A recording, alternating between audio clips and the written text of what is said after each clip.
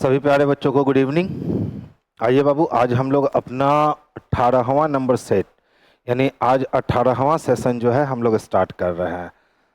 सभी लोगों को गुड इवनिंग।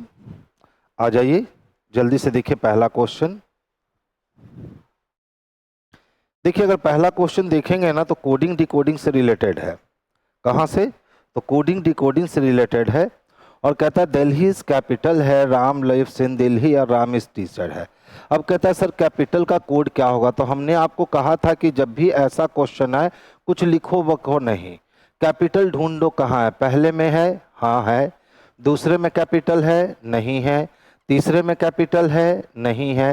यानी जब पहले में कैपिटल है तो पहले में अकेला होगा।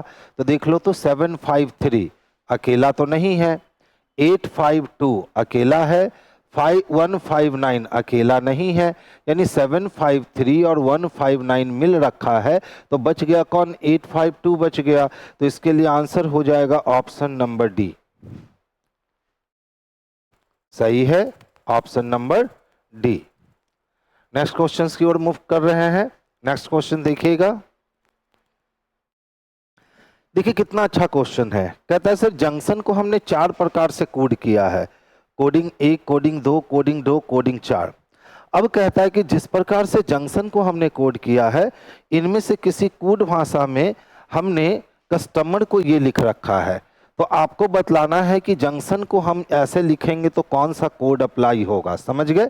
अब देख लो 3 है ना, और 3 से 6 हो गया, इसका मतलब 3 की वृद्धि हो गई, और 21 से 8 हो गए।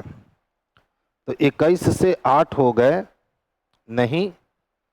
19 से 7 हो गए, नहीं। 20 से 15 हो गए, नहीं। आर का अपोजिट आई, ई का भी, एम का एन, ओ का एल, जी का टी, एस का एच, यू का एफ। अच्छा ये व्यवस्था चल रही है। देख लो सी को तो हटा दिया गया है, कुछ किया ही नहीं गया पहले लेटर को। अब यू का अपोजिट एफ, एस का अपोजिट एच, टी का अपोजिट जी, ओ का अपोजिट एल, एम का अपोजिट एन, ई का अपोजिट भी, आर का अपोजिट आई। ठीक है, तो अब किसके लिए चाहिए? जंक्शन के लिए चाहिए। तो जंक्शन के लिए जब चाहिए यानी कि अपोजिट ही चाहिए, तो अपोजिट चाहिए तो देख लो तो एन का अपोजिट क्या होगा? एम होगा। किसमें है एम? एक ही में एम दे रखा है, यानी बाकी सबको कैंसिल कर दो, यानी इसका कूट भाषा 1 आएगा। ऑप्शन नंबर सी इसके लिए जो है ना ये सबसे परफेक्ट आंसर हो जाएंगे। तो आंसर बच्चा हम लोग किसको लगा लेंगे? ऑप्शन नंबर ए को लगा लेंगे। ठीक है, नेक्स्ट देखोगे सेम ही क्वेश्चन है।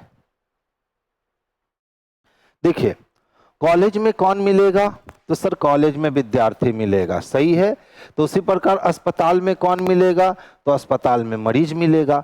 अगर कहता कि कॉलेज में शिक्षक मिलेंगे तब कहते कि हॉस्पिटल में नर्स मिलेगा।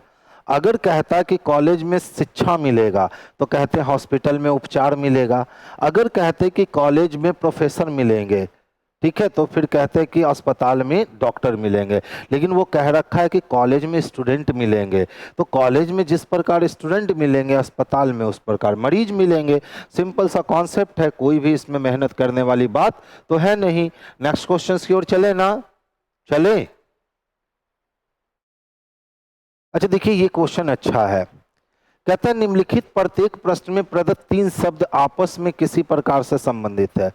कार्निवोरस ऐसे जानवरों को कहते हैं जिसके यहाँ के जो दांत होते हैं ना, 4 दांत, वो नुकीले होते हैं और वो मांसाहारी प्रवृत्ति के होते हैं। ठीक है, तो कहता है कार्निवोरस टाइगर और उल्फ। टाइगर अलग प्रजाति है, उल्फ अलग प्रजाति है, लेकिन दोनों जो है ना वो कार्निवोरस में ही आते हैं क्योंकि दोनों मांसाहारी पशु हैं और इनके दांत 4 दांत जो होते हैं ना चीरफाड़ मचाने के लिए लंबे दांत होते हैं। तो जिस तरह से कार्निवोरस कौन है? टाइगर। कार्निवोरस कौन है? उल्फ। अब कहता है ऐसा ही संबंध हमने आपको 4 ऑप्शनों में दिखाया है, आपको इसके जैसा ऑप्शन ढूंढना है कि कौन सा ऑप्शन सुटेबल है। क्लियर? अब देख लो पहला क्या कहता है, मैंगो बनाना फ्रूट। तो मैंगो और बनाना अलग अलग प्रजाति है, दोनों फ्रूट तो है। अगर इसमें लिख देता फ्रूट मैंगो बनाना तब हम इसका चयन कर लेते, लेकिन अभी ये गलत हो गया। देखो वर्कर, मास्टर और मैनेजर। अब बताओ मैनेजर भी एक प्रकार का वर्कर होता है, मास्टर भी एक प्रकार का वर्कर होता है, या मास्टर वर्कर हो भी नहीं सकता, तो ये कौन कैंसिल हो गया। कैट काउ मिल्क, ठीक है, कैट काउ मिल्क का कोई लॉजिक नहीं बनता है।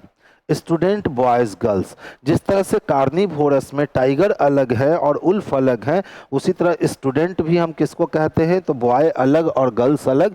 तो ऑप्शंस क्या लगाओगे, ऑप्शन नंबर डी लगाओगे।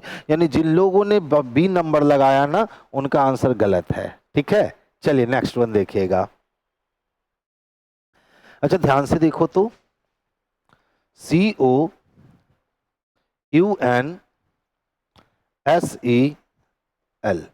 क्या लिख रखा है, BITIRA और K। 3 में से 1 माइनस करेंगे तो 2, 21 में से 1 माइनस करेंगे 20, 19 में से 1 माइनस करेंगे 18 और 12 में से 1 माइनस करेंगे 11, ठीक है। अब देखो 15 से 9 होने के लिए 6 माइनस होगा, 14 से 9 होने के लिए 5 माइनस होगा और 5 से 1 होने के लिए 4 माइनस होगा। अच्छा क्वेश्चन है, यानी एक अल्टरनेट करके -1 है और दूसरे वाले पे 2 4 6 पे जो है -6 -5 -4 है। अब देख लो किसके साथ कहता है, GUIDANCE, गाइडेंस को कैसे लिखेंगे, तो चलिए ध्यान से देखिए। सबसे पहले अल्टरनेट करके -1 कर दो, अल्टरनेट करके सबसे पहले क्या कर लोगे, तो -1 कर लोगे।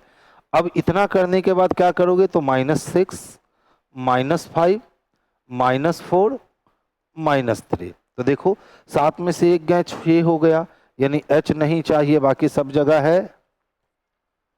अच्छा बताओ 21 में से अगर 6 घटाते हो तो 15 मिलेंगे ना, 15 किसके लिए, O के लिए।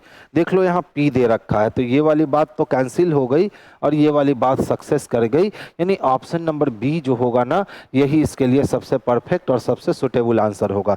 तो हम लोग क्या करते हैं, पूरे को लिख लेते हैं तब जवाब देते हैं, नहीं लिखो पूरे को। अगर ऑप्शन से अगर काम किया जाए ना तो वो 10 सेकेंड बचा लेता है, तो 10 सेकेंड बच गए ना एक क्वेश्चन से, तो समझो बहुत बच गए। नेक्स्ट वन देखोगे। अच्छा देखिए तो, अगर हम 3 को 3 से गुना कर दें तो 3 तिहाई 9 हो जाएगा और प्लस अगर 3 कर दें तो 12 हो जाएगा। इसी तरह अगर हम 25 को 3 से गुना कर दें तो 25 तिया 75 हो जाएगा और प्लस 3 कर दें तो 75 3 78 हो जाएंगे। तो इसी तरह से हम 21 को 3 से गुना कर दें तो 21 तिया 63 हो जाएंगे और प्लस 3 कर दिया तो 63 और 3 66 हो जाएंगे। ऑप्शन नंबर बी में हमें स्पष्ट रूप से देखने को मिल रहा है 66। तो हम लोग आंसर जो है ना बाबू, ये ऑप्शन नंबर बी को कर लेंगे। अच्छा वाला क्वेश्चन था ये। क्वेश्चन देखो बड़ा ही प्यारा क्वेश्चन है, ठीक है। थोड़ी सी सावधानी हटी और दुर्घटना घटी। तो सवाल उठता है कि सर इस टाइप के क्वेश्चंस को कैसे सॉल्व करना चाहिए। तो देखिए इस टाइप के क्वेश्चंस को सॉल्व करने का सबसे आसान तरीका ये है ना कि ऐसे क्वेश्चन, इस प्रकार के जो मैथमेटिकल क्वेश्चन होते हैं, आप कम से कम 200 क्वेश्चन एक जगह जमा कर लो और इसको आप 5 से 6 बार टोटल क्वेश्चंस को बना जाओ, 5 से 6 बार लगातार बनाना, ठीक है। अगर आपने ये काम अपनी पूरी ज़िंदगी में एक बार कर लिया ना कि इस टाइप के सारे क्वेश्चंस को एक जगह कलेक्ट करके उसकी संख्या 200 के आसपास ले आए और उस पूरे 200 क्वेश्चंस को 5 से 6 बार एकदम लगातार बना गए, तो फिर इस टाइप के जो भी क्वेश्चंस आएंगे ना उसको करने में आपको बहुत मदद मिल जाएगी, ठीक है। क्योंकि ये टोटल लॉजिक का गेम होता है। जैसे देखो यहाँ अगर हम देखें तो 6 9 -3 = 43 है। तो बताओ अगर हम 6 को और 9 को जोड़ दें तो 9 6 कितने हो जाएंगे, 15 हो जाएंगे। अब माइनस के बाद जो ये 3 दिया है तो इसको 3 से मल्टीप्लाई करवा दें तो 15 तिया कितने हो गए, तो 45 हो गए। लेकिन लिख रखा है कितना, 43। उसके लिए क्या करना होगा, तो 2 माइनस करना होगा अपने मन से। तो माइनस अपने मन से 2 किए तो कितने आ गए, 43। अच्छा इसी तरह से 72 मेरे पास है, तो अगर हम 7 और 2 को जोड़ दें तो 7 2 को जोड़ने पर 9 आएगा। माइनस के बाद 4 दे रखा है तो 9 को 4 से मल्टीप्लाई करवाते हैं तो 9 चको कितने हो जाएंगे, 36। अब कितना माइनस कर लेते हैं, 2 माइनस कर लेते हैं, तो 36 में 2 माइनस करेंगे तो 34 मिल जाएगा। सेम प्रोसेस अगर हम अप्लाई करें कि 6 और 5 को एक साथ हम जोड़ ले तो 6 5 11 हो गए। अब गुना किससे करना है, तो माइनस के बाद जो संख्या देता है उससे गुना। तो 65 माइनस 5 है, यानी 5 से गुना करने होंगे। तो 11 बचे कितने हो गए बाबू, 55 हो गए। अब देख लो हर बार -2 कर रहा है तो -2 ही करना। तो 55 में से 2 अगर माइनस करेंगे तो 53 हो जाएगा।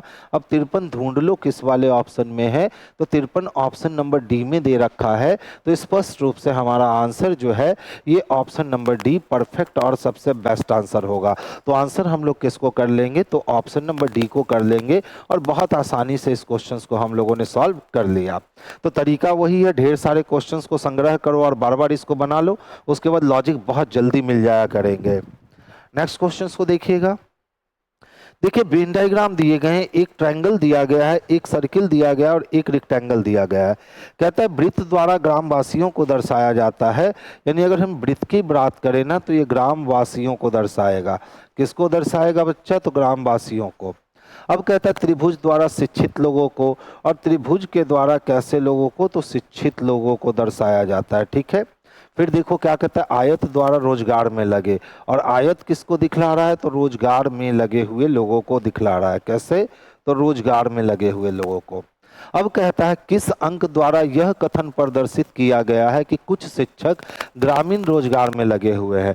यानी उसको ग्रामीण भी चाहिए, रोजगार भी चाहिए और शिक्षित भी चाहिए। तो ऐसा तो केवल इकलौता किसमें है, इसमें है। तो आंसर हमारा 4 हो जाएगा। देख लो इसका आंसर ही नहीं दिया है, इसका आंसर क्या हो जाएगा, तो इसका आंसर 4 हो जाएगा। अच्छा देख लीजिए यहाँ आंसर दिया है, तो आंसर क्या हो जाएगा, तो ऑप्शन नंबर बी हो जाएगा। देख लो बाबू, एक ही पासे को कितनी बार घुमाया, 4 बार। भारी हो गया क्या, तो नहीं सर बहुत हल्का हो गया। अब देखो क्या कहता है, जब पासे के ऊपर 1 हो तो पेंदी पे यानी कि नीचे कौन सी संख्या होगी। तो ध्यान से देखो, 1 इसमें भी दिख रहा है, 1 इसमें भी दिख रहा है और 1 इसमें भी दिख रहा है। पहले में 1 दिखा क्या, तो नहीं सर पहले में तो 1 नहीं दिखा। तो जिसमें जिसमें 1 दिख रहा है सिर्फ उसमें खोजो, जिसमें 1 नहीं दिख रहा है उसको छुपा लो। समझो अब ये वाली पासा आपके पास नहीं है, तो अब कितने पासे हैं आपके पास, 3 पासे। अब उस तीनों में क्या नहीं दिख रहा है, तो देखो तो उस तीनों में 2 नहीं दिख रहा है। तो फिर 1 का अपोजिट 2 हो जाएगा, 1 का अपोजिट क्या हो जाएगा, 2 हो जाएगा। फिर से समझना, एक ही पासे को कितनी बार घुमाया, 4 बार। किसका अपोजिट पूछा, 1 का। पहले में 1 नहीं था, दूसरे में 1 था, तीसरे में 1 था, चौथे में 1 था ना। तो जिसमें 1 नहीं था उसको हमने छुपा लिया, जिसमें 1 नहीं था उसको हमने क्या किया कि उसको हमने छुपा लिया। अब जिसमें 1 नहीं था छुप गया, तो बच रहे 3। उस तीनों में क्या नहीं दिख रहा है, तो उस तीनों में 2 नहीं दिख रहा है। तो इसीलिए 1 का अपोजिट क्या हो जाएगा, तो 1 का अपोजिट 2 हो जाएगा। बहुत आसान सा कॉन्सेप्ट है डाइस का। अच्छा देखिए, एक शाम सूर्यास्त से पहले 2 दोस्त सुमित और मोहित आमने सामने एक दूसरे से बात कर रहे थे। यदि मोहित की छाया ठीक उसके दाएं तरफ, तो शाम का समय है और दायां छाया बनेगा तो उत्तर देखेगा। सुबह में दायां बनता तो दक्षिण देखता। यानी मोहित के दाएं जब उसकी छाया बन रही है तो मोहित उत्तर देख रहा है। तो पूछ रहा है सुमित का मुख कहाँ होगा, तो सुमित का मुख बाबू दक्षिण में होगा। Option number B. ध्यान से देखोगे, देखिए ये 2 मित्र थे और आमने सामने खड़े थे। कौन कौन था, तो एक मित्र सुमित था, एक मित्र सुमित था, जबकि दूसरा मित्र कौन था, तो दूसरा मित्र मोहित था। कैसे खड़े थे, तो ये दोनों आमने सामने खड़े थे। जिस प्रकार ये खड़े हैं, सुमित का राइट हैंड नीचे होगा लेकिन मोहित का राइट हैंड ऊपर होगा। सुमित का लेफ्ट हैंड ऊपर होगा लेकिन मोहित का लेफ्ट हैंड नीचे होगा। अब देखो क्या कहता है, अगर मोहित की छाया ठीक उसके दाएं बन रही है, तो छाया मोहित की बन रही है और कहाँ बन रही है, तो दाएं बन रही है। क्या, तो छाया। इसका मतलब मोहित के बाएं में सूरज है। अब बताओ ये सुबह का सूरज है कि शाम का, तो सर कह तो रखा है कि शाम को सूर्यास्त हो रहा है, इसका मतलब ये शाम का सूरज है। और शाम में सूरज कहाँ डूबता है, तो शाम में सूरज वेस्ट में डूबता है। तो वेस्ट के सामने क्या होगा, तो वेस्ट के सामने ईस्ट होगा। ईस्ट से घड़ी की दिशा में चलोगे तो क्या मिलेगा, तो साउथ मिलेगा। और ईस्ट से एंटी क्लॉक चलोगे तो क्या मिलेगा, तो नॉर्थ मिलेगा। सारे डायरेक्शन हो गए। अब पूछा गया सुमित का मुख किस दिशा में था, तो देख लो सुमित का मुख इस डायरेक्शन में था और ये वाली डायरेक्शन कहाँ लेके जाती है, साउथ में, इसीलिए हमने आंसर क्या लगाया था, तो इसीलिए हमने आंसर साउथ लगा दिया था। यही इसके लिए सबसे परफेक्ट और सबसे प्रॉपर आंसर हो जाएंगे। नेक्स्ट क्वेश्चन की ओर मूव करते हैं। देखिए क्या कहता है, लड़कों की एक पंक्ति है, ठीक है, जीवन आरंभ से 7वां एवं अंत से 11वां है। तो जीवन शुरू से 7 है और अंतिम से 11 है, तो दोनों को जोड़ के 1 घटा दीजिए, तो 11 और 7 18 में से 1 गया 17। अब कहता है एक अन्य पंक्ति में विकास आरंभ से 10 है और अंत से 12 है, तो 12 10 22 माइनस 21, क्लियर। अब कहता है दोनों पंक्ति मिलकर कितने, तो एक में 21 है और एक में 17 है, तो 17 और 21 जोड़ देंगे तो 38 हो जाएगा। यानी दोनों पंक्ति मिलाकर क्या है, तो 38 लोग हैं, यानी इनमें से कोई नहीं। कितने लोग हैं, तो 38 लोग हैं। ध्यान से देखो, ये रहा बाबू पंक्ति नंबर 1, इधर बनाता हूं, ये रहा पंक्ति नंबर 1, और पंक्ति नंबर 1 की अगर हम बात करते हैं तो ये राइट इंड हो गया और ये लेफ्ट इंड हो गया। लड़कों की एक पंक्ति में आरंभ से, तो लेफ्ट से आरंभ होता है, तो आरंभ से 7वें स्थान पर कौन खड़ा था, तो जीवन खड़ा था, ठीक है। और फिर कहता है एवं अंत से 11वें स्थान पे था, और इसी पंक्ति में अंत से 11वें स्थान पे था। तो बताओ जिधर से जीवन 7वां था उसके पीछे 6 लोग होंगे, और जिधर से 11वां था उसके पीछे 10 लोग होंगे। तो यहाँ टोटल निकालने के लिए जीवन के पहले 6 लोग और जीवन के बाद 10 लोग और एक जीवन भी तो इसी लाइन में खड़ा है, इसका मतलब ये हो गया 17। अब हम लोग पंक्ति नंबर 2 को देखते हैं। तो जब हम लोग पंक्ति नंबर 2 का एनालिसिस करेंगे तो ध्यान से देखो क्या कहता है कि विकास आरंभ से 10 है। अब ये बात हो रही है किसकी, तो विकास की बात हो रही है, और विकास आरंभ से कितना है, तो 10 है, और वही विकास अंत से कितना है, तो अंत से विकास का पोजीशन 12 है। अब बताओ जिधर से 10 था उसके पहले 9 लोग होंगे, और जिधर से 12 था उसके पहले 11 लोग होंगे। तो विकास के पहले 9 लोग, विकास के बाद 11 लोग और एक विकास, जब टोटल को जोड़ेंगे तो ये 21 लोग हो जाएगा। अब कहता है दोनों पंक्ति मिलकर कितने लड़के हैं, तो दोनों पंक्ति को मिलाने पर, दोनों पंक्ति के कुल बच्चों को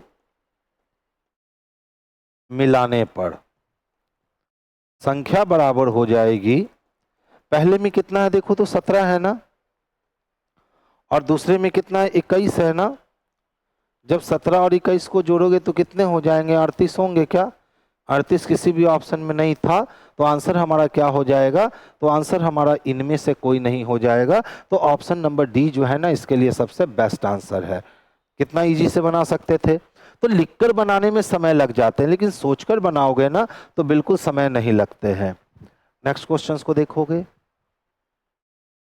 अच्छा देखिए क्या कहता है, यदि 3 दिसंबर 1990 को रविवार था तो 3 जनवरी 1991 को कौन सा दिन हुआ, तो बताइए 3 दिसंबर 90, दिसंबर 31 दिन का महीना होता है, 3 दिन हमने खर्च दिए, तो 31 में जब हमने 3 दिन खर्च दिए तो 28 दिन बच गए, 28 दिन के लिए 0 बचा। अब 1990 खत्म हो गया, 91 में जब प्रवेश करेंगे तो 3 ही जनवरी मिलेगा, तो 0 + 3 = 3।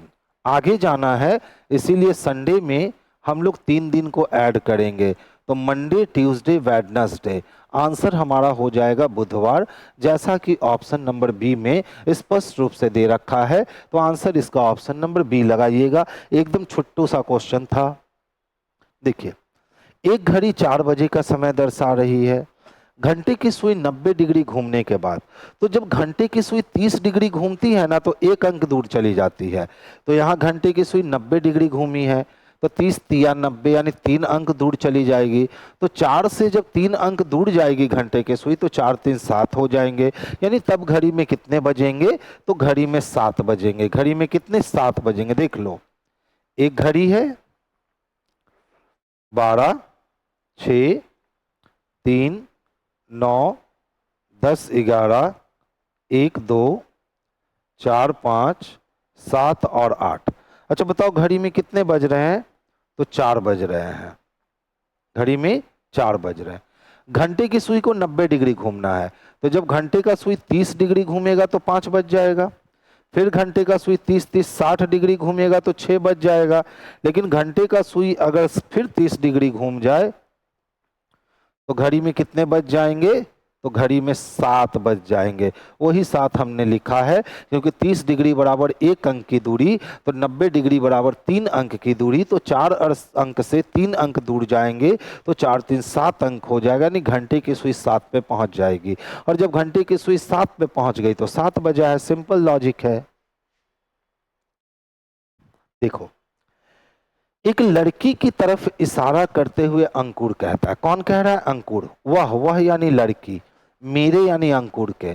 तो अंकुर के पिता के एकमात्र संतान, तो अंकुर के पिता का एकमात्र संतान अंकुर खुद होगा, की पुत्री है, यानी वो लड़की अंकुर की पुत्री है। तो अंकुर की पत्नी उस लड़की से किस प्रकार संबंधित है? तो अंकुर जब पिता है तो अंकुर की पत्नी उसकी माँ होगी, यानी ऑप्शन नंबर बी हो जाएगा। तो ब्लड रिलेशन को जब आप कंटिन्यू ऐसे बनाना स्टार्ट करोगे ना, तो आपकी एक्यूरेसी 100% आएगी। और जब एक बार एक्यूरेसी आ जाएगी ना, तो ऐसे क्वेश्चन में आपको समय नहीं लगेगा, आप वहीं से वहीं बना लोगे। देख लो, किसकी तरफ इशारा हो रहा है? तो लड़की की तरफ इशारा हो रहा है। किसकी तरफ इशारा है? तो लड़की की तरफ। और इशारा करने वाला शख्स कौन है? तो अंकुर है। अंकुर क्या कहता है? वह यानी लड़की, मेरे यानी अंकुर के। तो मेरे पिताजी, तो अंकुर के पिताजी अंकुर से एक जनरेशन ऊपर, क्या एकमात्र संतान? तो अंकुर के पिताजी का जो एकमात्र संतान होगा, एकमात्र संतान होगा, वो अंकुर खुद होगा, की पुत्री है। की क्या है? पुत्री है, यानी ये लड़की अंकुर की पुत्री है। अब कहता है अंकुर की पत्नी, अब अंकुर से रिलेशन नहीं चाहता है, वो कहता है कि अंकुर की पत्नी उस लड़की से कैसे संबंधित है, यानी अंकुर की पत्नी का संबंध इस लड़की से बताना है। तो जब अंकुर इस लड़की को अपनी बेटी बताएगा, तो ये लड़की भी अंकुर को अपनी पिता बताएगी।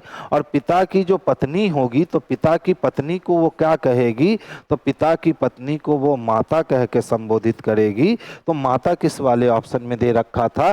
तो ऑप्शन नंबर बी में दे रखा था। तो आंसर हमारा ऑप्शन नंबर बी जो है ना, यही परफेक्ट और सुटेबल आंसर होगा। अच्छा देखिए, कहता है ना कि नीचे दी गई जानकारी को सावधानी से पढ़कर उस पर आधारित प्रश्नों के उत्तर दीजिए। कितने दोस्त हैं? 5 दोस्त हैं। वे दक्षिण की ओर मुख करके एक पंक्ति में खड़े हैं। तो सबसे पहले हमें एक लाइन ड्रॉ कर लेने हैं। अब इस लाइन को दक्षिण की ओर दिखाएंगे तो राइट हैंड इधर होगा और लेफ्ट हैंड इधर होगा। यहां तक कोई समस्या? अब ध्यान से देखना क्या कहता है, समझोगे पहले लाइन को। जयेश आलोक के ठीक दाईं ओर बैठा है, ठीक है। तो जयेश जहां भी बैठेगा आलोक के ठीक दाईं ओर बैठेगा, यानी इस पंक्ति में जहां भी आलोक को हम जगह देंगे, इसका दायां इधर जाएगा, किसको बैठना होगा? तो जयेश को बैठेगा, क्योंकि वो ठीक दाएं बोला है। आगे चलिए, प्रमोद भगत और सुबोध के बीच में है। तो देखिए, प्रमोद जब भगत और सुबोध के बीच में है तो ये तीनों इधर भी हो सकते हैं या तीनों इधर भी हो सकते हैं। फिर क्या कहता है? सुबोध जयेश और प्रमोद के बीच में है। तो सुबोध किसके बीच में है? तो जयेश और प्रमोद के बीच में, यानी जयेश यहाँ है तो हमको यहाँ रखना पड़ेगा प्रमोद को, यानी ये लाइन इधर ही बढ़ने वाली है। और उधर से बनाते तो लाइन बढ़ाने की जरूरत नहीं पड़ती, ठीक है। ध्यान से देखो, तो बताओ सुबोध कहाँ बैठा है? तो सर सुबोध जो है ना, जयेश और प्रमोद के मध्य में। तो जयेश तो यहाँ है, इसके राइट में कौन आ जाएगा? तो सुबोध आ जाएगा। और सुबोध के बाद कौन आ जाएगा? तो प्रमोद आ जाएगा। इसका मतलब सुबोध, प्रमोद और जयेश के बीच में। हमने एक लाइन छोड़ा था कि प्रमोद भगत और सुबोध के मध्य में है। तो प्रमोद सुबोध और किसके मध्य में है? तो भगत के मध्य में है। हमारा अरेंजमेंट 5 लोगों का जो है ना बनकर बिल्कुल एग्जैक्ट तैयार हो गया। अब देख लो आपसे प्रश्न क्या पूछ रहे हैं, जो पूछ रहे हैं आसानी से जवाब दे सकते हो। तो पूछता है प्रश्न क्या, वो नेक्स्ट स्लाइड में है। सबसे बाईं छोर पर कौन बैठा है? तो देख लो, सबसे बाईं छोर पर आलोक बैठा है। और आलोक किस वाले स्थान पे है? तो ऑप्शन नंबर ए में है। तो आंसर हमारा ऑप्शन नंबर ए होगा। मध्य में कौन बैठा है, तो ठीक एग्जैक्ट बीच में कौन बैठा है, तो सुबोध बैठा है। तो जिस ऑप्शन में सुबोध रखा गया है वही ऑप्शन हमारे लिए परफेक्ट है, यानी ऑप्शन नंबर सी हमारे लिए सबसे बेस्ट और सबसे सुटेबल आंसर है। नेक्स्ट क्वेश्चन की ओर चल रहा हूं, ध्यान दोगे। कहता है A B C D E F G H एक वृत्ताकार मेज के इर्द गिर्द केंद्र की ओर मुख करके बैठे हैं। तो सबसे पहले क्या करना है ना कि एक सर्किल ड्रॉ कर लो। सबसे पहले एक सर्किल ड्रॉ कर लो। इस सर्किल पे 8 लोग बैठे हैं, तो 8 लोगों के बैठने की सबसे पहले व्यवस्था कर लो। अब सारे लोग का फेस कहाँ दे रखा है, केंद्र की ओर। इसका मतलब दायां एंटी क्लॉक घूमने वाला है और बायां घड़ी की दिशा में यानी क्लॉकवाइज घूमने वाला है। अब जैसा जैसा कहा गया है स्पष्ट रूप से वैसा काम कर दो। तो देखो क्या कहा गया है, एफ जी का पड़ोसी है, यानी एफ जहां भी बैठेगा ना वो जी के पड़ोस में बैठेगा। इससे हम स्पष्ट नहीं कर सकते हैं कि एफ के दाएं जी बैठेगा कि एफ के बाएं जी बैठेगा, तो इसको छोड़ दो, आगे चल दो। ए जी के बाईं ओर दूसरे स्थान पे देख लो, जहां भी जी होगा उसके बाईं ओर पहला नहीं दूसरा स्थान किसका होगा, ए का। अभी भी एफ के साथ 2 कंडीशन है, या तो एफ जी के लेफ्ट में बैठ सकता है या तो एफ जी के राइट में बैठ सकता है, लेकिन इधर एफ नहीं बैठ सकता। इसी दोनों में से एक जगह पे एफ बैठ सकता है। ऐसा क्यों, क्योंकि जी और एफ तो पड़ोसी है। आगे चल लो, बी डी के बाईं ओर तीसरे स्थान पे बैठा है। अब बताओ बी डी के बाईं ओर तीसरे स्थान पे बैठा है, तो ना तो बी का ना ही डी का इस पे बैठे एलिमेंट का साथ रिलेशन है।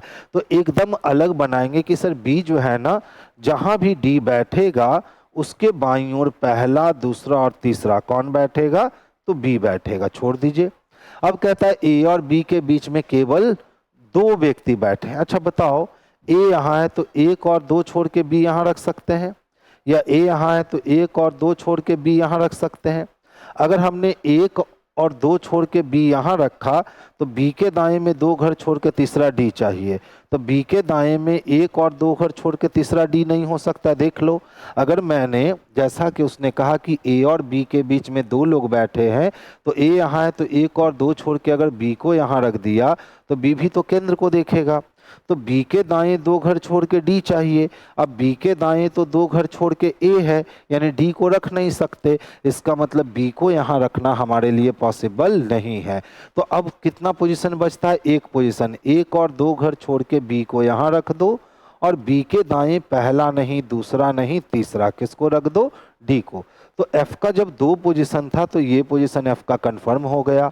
आगे चलिए क्या कहता है, ई एच के बाईं ओर दूसरे स्थान पे है। तो देखो जहां भी एच बैठेगा ना उसके बाईं ओर दूसरा, एच को यहाँ रखेंगे तो उसके बाईं ओर दूसरा जी आ जाएगा, एच को यहाँ रखेंगे तो उसके बाईं ओर दूसरा बी आ जाएगा। यानी तय हो गया कि सर आप एच को यहीं रख सकते हो और एच के बाएं में पहला नहीं दूसरा कौन आ जाएगा, ई आ जाएगा। अब कहता है बी एच का पड़ोसी नहीं है, तो बी सही मायने में एच का पड़ोसी नहीं है, सी बी का पड़ोसी है, और सी बी का पड़ोसी है तो यहाँ आ गया। क्वेश्चन क्या पूछ रहा है, एफ के सापेक्ष में सी की स्थिति क्या है। तो देख लो, एफ के सापेक्ष में अगर सी तक जाना है तो या तो हमें दाएं से तीसरा जाना होगा या तो बाएं से 5वां जाना होगा। तो दाईं ओर तीसरे स्थान पे ऑप्शन नंबर ए में स्पष्ट रूप से दे रखा है, तो आंसर हम लोग ऑप्शन नंबर ए को लगा लेंगे, जो सबसे बेस्ट और सबसे सुटेबल और परफेक्ट आंसर होगा। नेक्स्ट क्वेश्चन की ओर मूव करते हैं, ध्यान दोगे। देखिए P dash Q dash dash, तो सबसे पहले देखो तो कॉमन कुछ देख लो, यहाँ भी P के बाद एक गैप करके Q है, यहाँ भी P के बाद एक गैप करके Q है, और फिर एक गैप करके P है, और यहाँ भी एक गैप करके P। यानी कह सकते हैं कि सर ये वाला हिस्सा और ये वाला हिस्सा जो है ना वो सेम है। इसका मतलब जिस चीज़ को हम यहाँ फिल करेंगे वही चीज़ यहाँ भी फिल होगा, और जिस चीज़ को यहाँ फिल करेंगे वही चीज़ यहाँ भी फिल होगा, क्योंकि इसमें बड़ा पद तो दिया नहीं है। अगर बड़ा पद देता तो हमारे लिए गेम आसान होता, लेकिन जब छोटा पद दिया है तो चलो इस वाले लॉजिक से काम चलाते हैं। यानी पहला और सेकंड लास्ट सेम होना चाहिए। तो देखो तो फर्स्ट और सेकंड लास्ट सेम है, फर्स्ट और सेकंड लास्ट सेम है, फर्स्ट और सेकंड लास्ट सेम नहीं है, कैंसिल। फर्स्ट और सेकंड लास्ट सेम नहीं है, कैंसिल। अब देख लो, सेकंड और लास्ट भी सेम होने चाहिए। तो देख लो सेकंड और लास्ट सेम नहीं है, कैंसिल। ऑप्शन नंबर ए हो गया। कुछ भी करने की जरूरत नहीं पड़ी। अगर उसने कठिन बनाने की कोशिश करा तो हम लोगों ने बहुत आसानी से उस पर कब्जा कर लिया। तो देखिए तो क्या बन गया, P M Q Q P M Q, फिर क्या भराएगा पी, फिर क्या क्यू, फिर क्या पी, फिर क्या एम और फिर क्या क्यू। तो देखो सीरीज क्या बनी, P M Q Q P P, M Q Q P P, M Q Q P P, यानी M Q Q P P का सीरीज बनकर के तैयार हो गया। अच्छा वाला क्वेश्चन था जी, ध्यान दीजिएगा। कहता है पहले 1-2 वाले बच्चे देखिए। अच्छा बताओ, ये भी स्टेटमेंट पॉजिटिव है और ये भी स्टेटमेंट पॉजिटिव है, और हम लोग को मालूम है ना कि सर जब दो स्टेटमेंट पॉजिटिव हो तो उससे हम नेगेटिव कंक्लूजन नहीं निकाल सकते। क्लियर। अब देखो किताब को किससे शादी करना, छड़ से। तो किताब यहाँ है और छड़ यहाँ है, दोनों को मिलाने वाले लैंप के पास मात्र एक एक है, एक एक में अगुआ तैयार नहीं है, कैंसिल। कहता है सभी छड़े लैंप है। छड़ ने कहा कि मुझे 2 रुपया दहेज चाहिए, इसके पास देने को 1 ही रुपया है, यानी दूसरा भी कैंसिल हो गया, यानी कोई अनुसरण नहीं करता। Option number D. अब वेन डायग्राम वाले बच्चे देखेंगे, देखिए जितने भी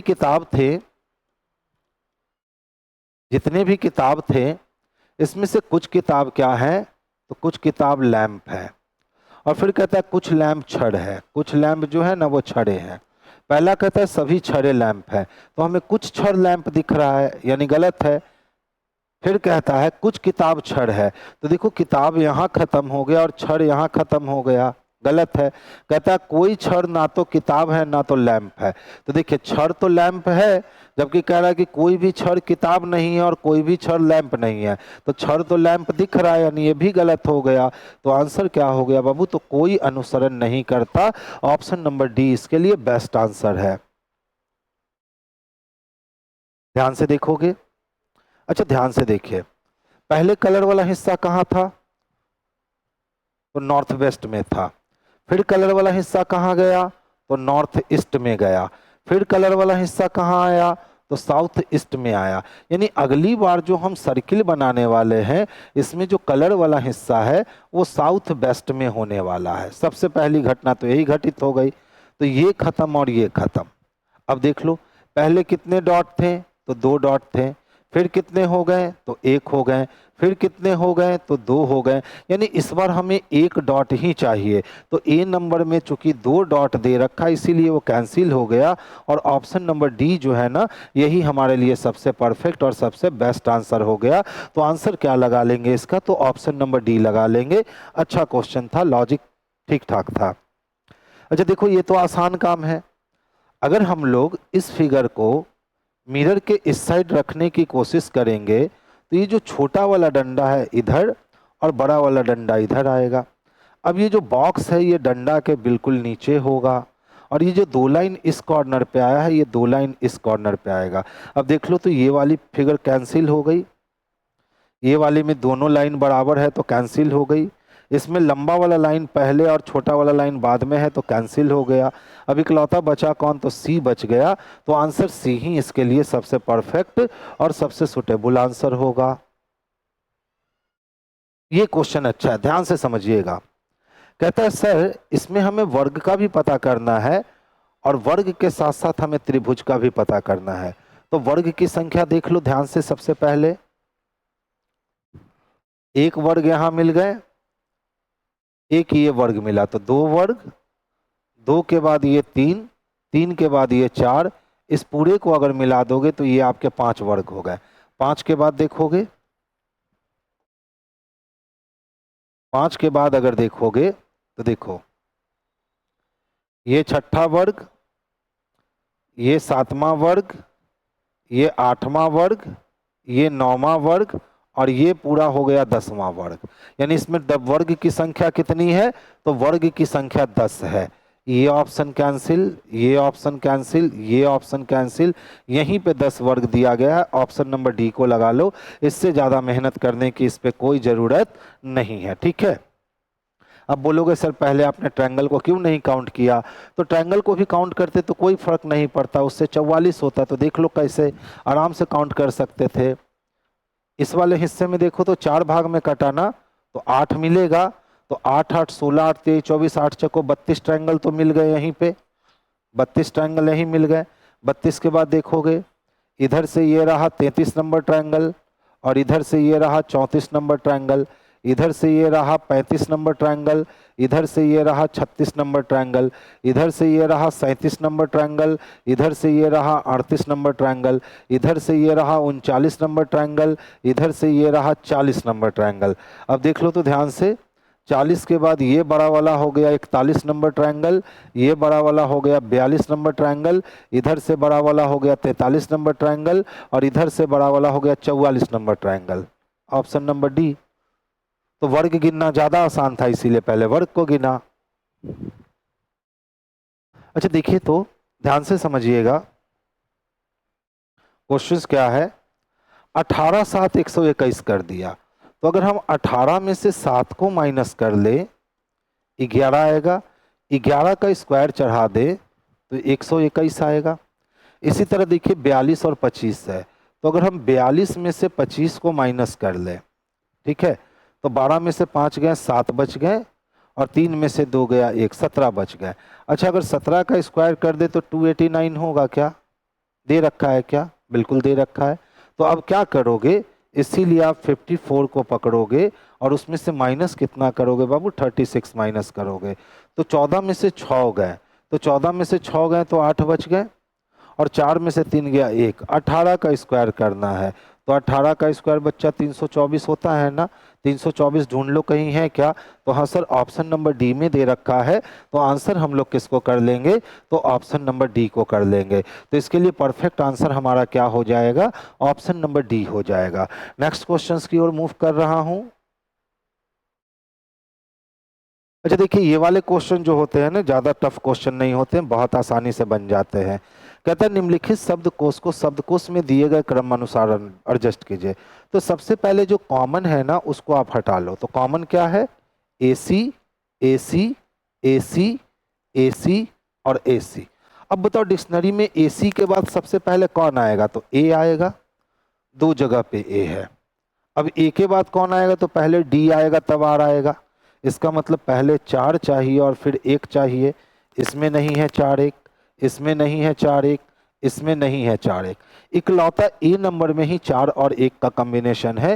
तो इससे ज़्यादा मेहनत मत करना, क्योंकि सारे मेहनत करने में हम लोग के 5 सेकंड और लगते, हमने अगर ये मेहनत नहीं किया तो 5 से 10 सेकंड पहले ही इस क्वेश्चन का आंसर आया। तो इस क्वेश्चन को बनाते समय ऑप्शंस पे भी ध्यान दे देना, तो इससे आपका काम जो है ना वो आसान हो जाएगा और सरलता के साथ आप इस क्वेश्चन को सॉल्व कर सकते हो, ठीक है। नेक्स्ट क्वेश्चन की ओर मूव करूंगा। देखिए मैट्रिक्स दे रखा है, ठीक है, जैसा कि हमने कहा था जब भी मैट्रिक्स के क्वेश्चन आए तो पीछे से आगे चलो, एक एलिमेंट को पकड़ना ना तो उसको सारे ऑप्शन में एक बार में चेक करना। तो हमने ई को पकड़ा, तो देखो ई को क्या लिखता है 23। अच्छा बताओ अगर मैं 2 में लेट कर जाता हूं और 3 में खड़ा हो जाता हूं तो हमारी मुलाकात ई से होगी कि आर से होगी, तो देख लो आर से हो रही है। हम 23 किसके लिए लिख रहे हैं, ई के लिए तो नहीं लिख सकते हैं क्योंकि 23 हमें आर के लिए लिखना होगा, तो ये पहला ऑप्शन गलत हो गया। अब देखो कहता है 21, तो देखो तो अगर हम 2 में लेट कर जाते हैं और 1 में खड़ा हो जाते हैं तो हमारी मुलाकात ई से होगी क्या, तो हाँ सर हो गई, बच गया। 21 जब यहाँ बच गया तो यहाँ भी 21 बच जाएगा। अब कहता है 32, यानी सर 3 में लेट कर जाओ और 2 में खड़े हो जाओ।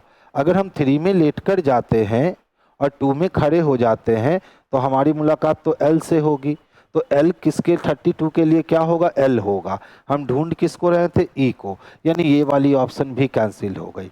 अब जब हम N को ढूंढने जाएंगे तो N के लिए हमें 2 चीज चेक करने होंगे, एक 96 और एक 70 है, ठीक है।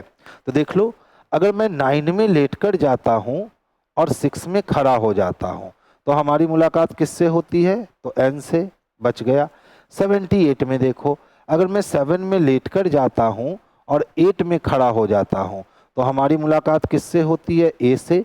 यानी 78 किसके लिए यूज होगा? ए के लिए। यानी ये वाली ऑप्शन तो कैंसिल हो गई। तो बच गया कौन? तो ऑप्शन नंबर सी हो गया। अब बहुत सारे बच्चे क्वेश्चंस को बनाने के लिए क्या करते हैं कि पहले पहला को चेक करते हैं आगे से पीछे की ओर, गलत हो गया। फिर दूसरा को चेक करते हैं, गलत हो गया। फिर तीसरा को चेक करते हैं, तब आंसर आया। तो अकेले अकेले चेक करने से यही प्रॉफिट है कि जो ऑप्शन कट गया है दोबारा उस ऑप्शंस पे हमको ध्यान देने की आवश्यकता नहीं है। तो इस वाले क्वेश्चन में इस तरह से बना करके हम अपना समय जो है ना वो 15 से 20 सेकंड समय बिल्कुल बचा सकते हैं। क्योंकि बहुत सारे ऑप्शन जिसके आंसर डी होंगे ना, अब जो बच्चे एक एक करके चेक कर रहे हैं कि पहले पहले को चेक करो, दूसरे को चेक करो, तीसरे को चेक करो, तीनों गलत करने में तो समय लगेगा।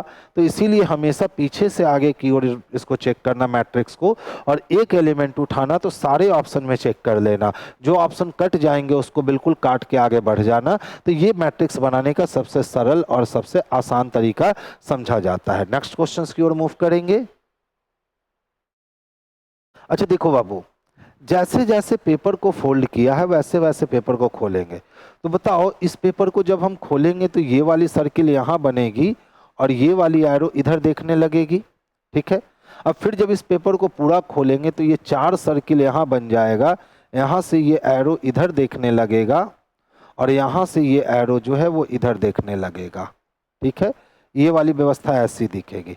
अब ध्यान से देखो, यहाँ एरो किधर दिख रहा है? नीचे, गलत हो गया।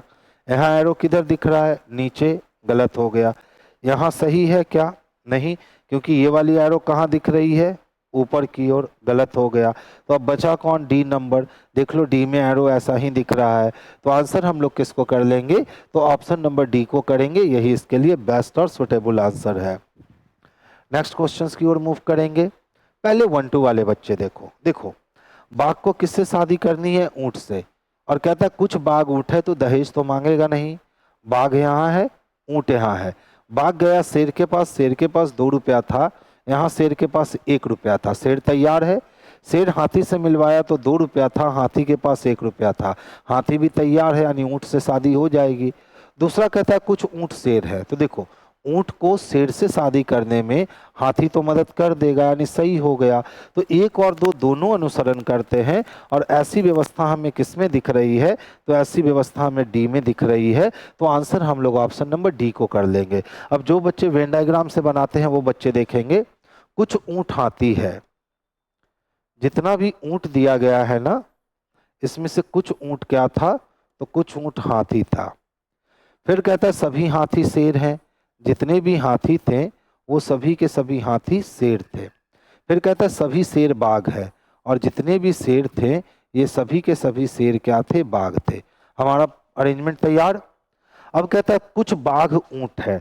तो ध्यान से देखना, बाघ यहां तक है और ऊंट यहाँ तक है।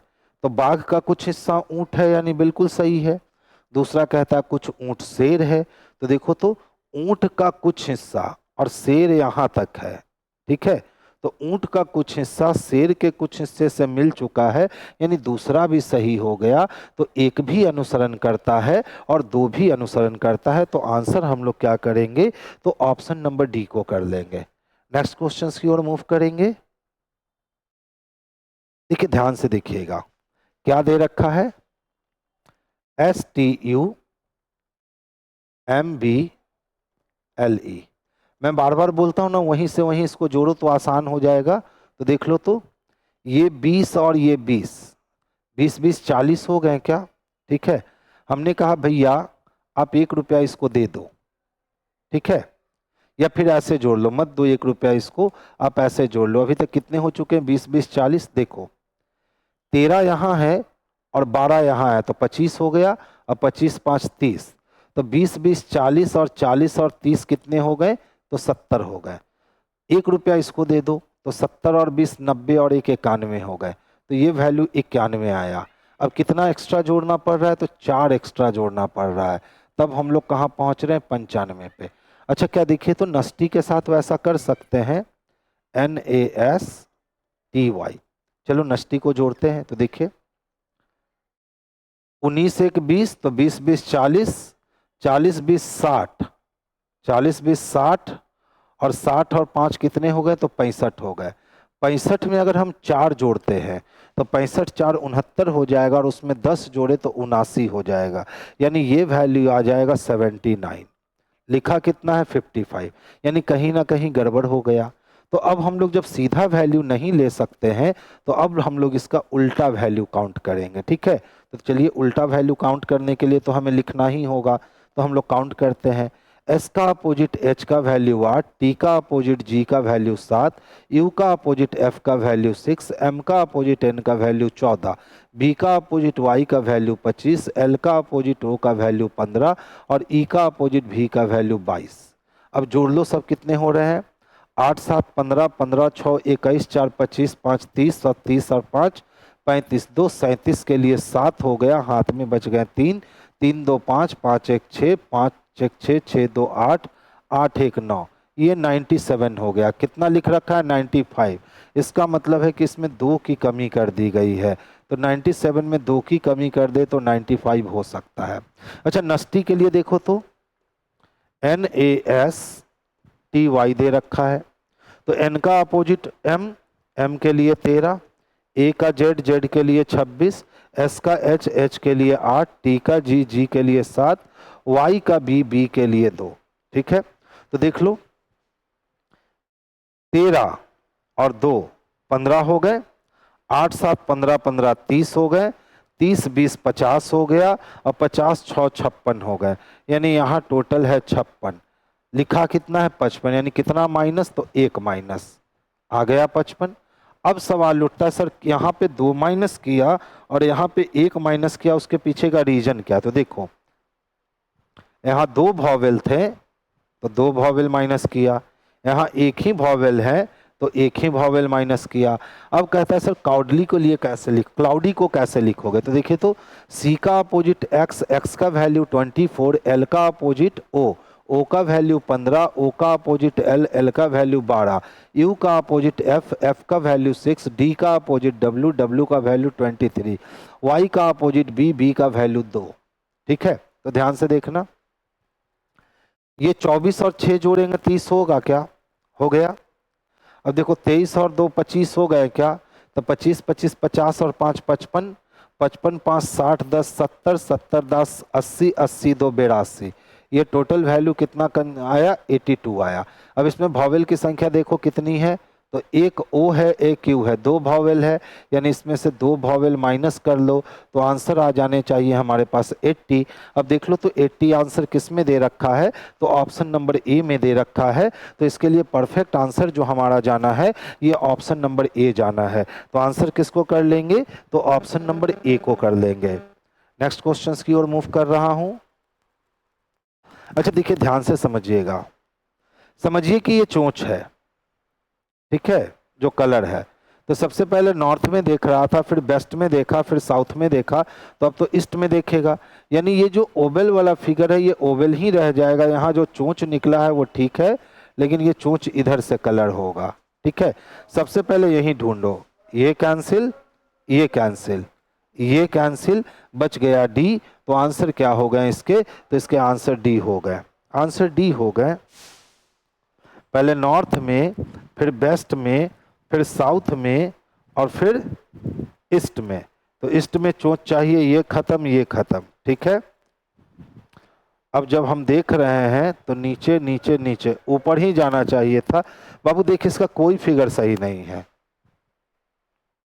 ठीक है, क्योंकि जब चोंच ऊपर जाएगा तो देखिए कलर वाला हिस्सा पूरब, उत्तर, पश्चिम, तो अब कलर वाला हिस्सा दक्षिण होना चाहिए। कलर वाला हिस्सा कहाँ होना चाहिए, दक्षिण होना चाहिए। अब जो आंख बन गया है वो आंख इधर बन जाएगा। अब देखिए आंख हमेशा चोंच की ओर ही मुड़ा रहता है, तो इधर भी ये चोंच की ओर ही मुड़ा रहेगा। अब इसमें ये 2 गो निकल जाएगा। तो देखिए ऐसी व्यवस्था में किसी में दिख रही है क्या, तो ऐसी व्यवस्था में किसी में नहीं दिख रही है, तो सारे के सारे इसमें इरर है। अच्छा ध्यान से देखोगे, कहता है सर प्लेइंग शब्द को किस कूट भाषा में लिखा जाएगा, तो देखिए कहता है लक्ष्य इज प्लेइंग चेस, प्लेइंग है और प्लेइंग कहीं दिख रहा है, तो हाँ सर तीसरे में भी प्लेइंग दिख रहा है। देख लो प्लेइंग दिख रहा है और यहां भी प्लेइंग दिख रहा है। और कुछ तीनों में कॉमन है क्या? तो देख लो, इसमें इज भी है, इसमें भी इज है, लेकिन इसमें भी इज है, तो इज को हटा दीजिए। हमें ऐसे एलिमेंट को ढूंढने हैं जो पहले और तीसरे में ही कॉमन हो और कहीं नहीं हो। तो चलिए इट की बात करें, तो देखो तो इट कहाँ कहाँ दे रखा है, तो इट तीनों जगह दे रखा है। इट कितनी जगह दे रखा है? तीनों जगह दे रखा है, नहीं खत्म हो गया। डेमर्टा की बात करें तो डेमर्टा तो नीचे है ही नहीं। उसके बाद ब्लेस की बात करें, ब्लेस नीचे ही नहीं। पॉपमस की बात करें तो देखिए पॉपमस से है, यही आंसर हो गया, ऑप्शन नंबर सी। अच्छा क्वेश्चन था। अच्छा देखिए, जैसे जैसे आपने फिगर को फोल्ड किया है ना, वैसे वैसे आपको फिगर को ढूंढ खोलना होगा। और जैसे ही फिगर को खोलोगे तो ध्यान से देखना कि आकृति किस तरह से रिएक्ट करेगी। देख लो क्या है फिगर हमारे पास।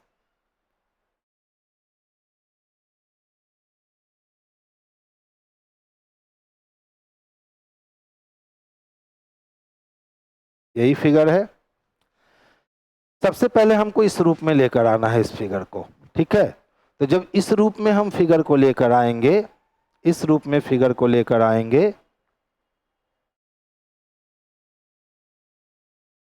इस रूप में फिगर को लाएंगे, तो ये वाला जो हिस्सा इधर है ना, ये हिस्सा इधर सर्किल बना लेगा। ये हिस्सा क्या कर लेगा? इधर सर्किल बना लेगा, ठीक है। अब देखो, इसको जब हमने फोल्ड किया था तो ये हिस्सा तो ऊपर गया था ना, ठीक है। अब अगर हम इसको इधर लेकर आते हैं तो ये हिस्सा इधर भी सर्किल बनाएगा, ठीक है। अब इसको हम कहाँ फोल्ड कर रहे हैं? ऊपर खोलेंगे। तो जब हम इसको ऊपर खोलेंगे तो ये हिस्सा यहाँ सर्किल बनाएगा, ठीक है।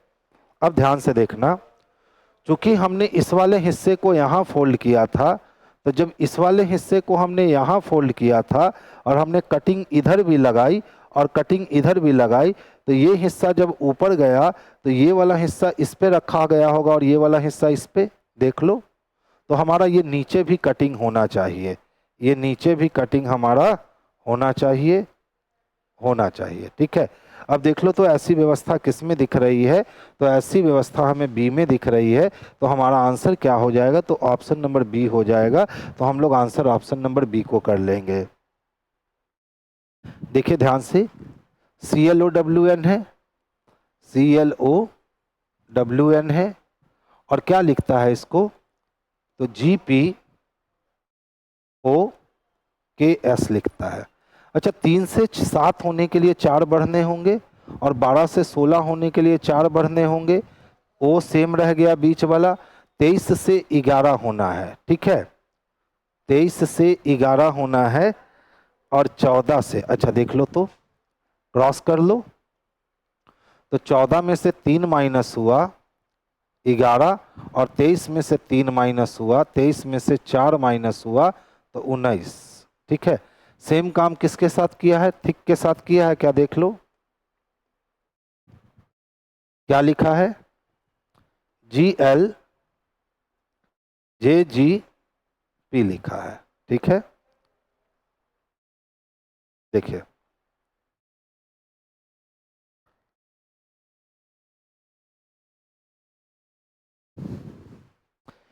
क्या किए हो भाई साहब, GLJGP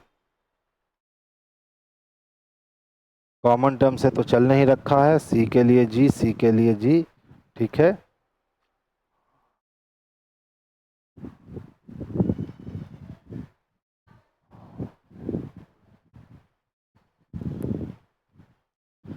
बीस, 8, 12, 8 4 12, आई से जे, 3 से 4 घटा, के से पी। करना क्या चाह रहा है ये? ClOWn है, C का X, L का O, W का D, N का M, K का P, C का X, T का G, एच का एस नहीं,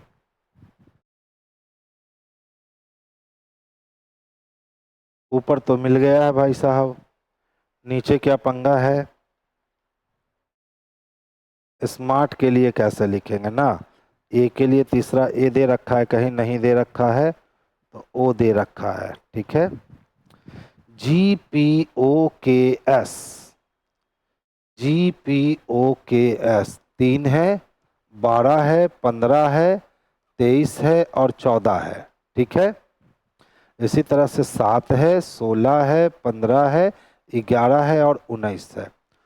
14 5 19 हो गए, नहीं,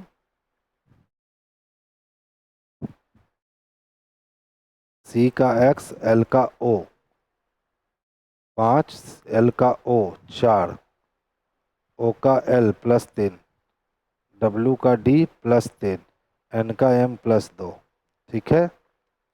तो सी का एक्स -5, तो टी का जी। बाबू देखिए लगता है दो क्वेश्चन एक साथ मिल गया है क्या, क्योंकि दोनों में जो है ये ऑप्शंस बिल्कुल अलग अलग दे दिए गए हैं।